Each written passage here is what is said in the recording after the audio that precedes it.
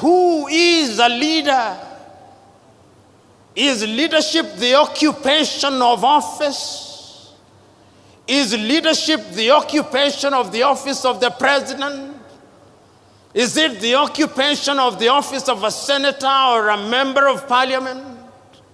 Or the occupation of these high-sounding positions which gives us honorifics? Is that what leadership is? From where I sit, that is pseudo-leadership. From where I sit, leadership is about service. Leadership is about honor and privilege to serve. That is why I still understand the men of old, the men of wisdom who said, "He who is greatest amongst you must be your servant." Leaders in a multi-ethnic environment must also be different. You know, Nigeria, as Chinua rightly said, like all African countries, is an artificial entity. Chinua says in his book, The Trouble with Nigeria, that there is nothing comparable to how the European nations were created. There is no Nigerian, Chinua Achebe says, in the same way as there is a Danish or a Swedish or a Norwegian. Nigeria is a unique state with many states. The same is true of Kenya. The same is true of Ghana.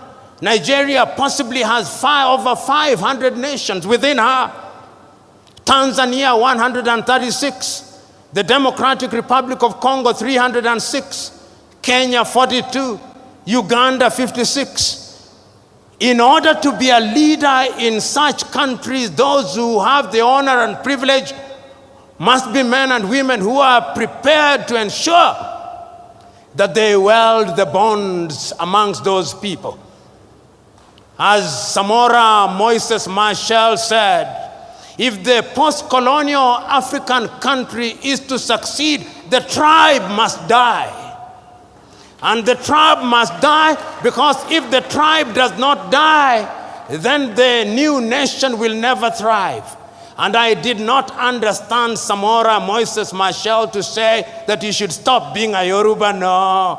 I did not understand him to say that he should stop being a thief or to stop being an Igbo or Hausa or a Fulani. No. Those are cultural mosaics which when put together make our nations beautiful and strong. But what do we do in most of Africa? We use those cultural differences to divide the people. We use those cultural differences to reinforce centrifugal forces and therefore threaten the very nation which we want to serve. I am telling all of us who are present here, and many of you who are present in this assembly who are honored and respected and claim to be leaders, that you have a duty to ensure that you are in front in order to serve and not to be served.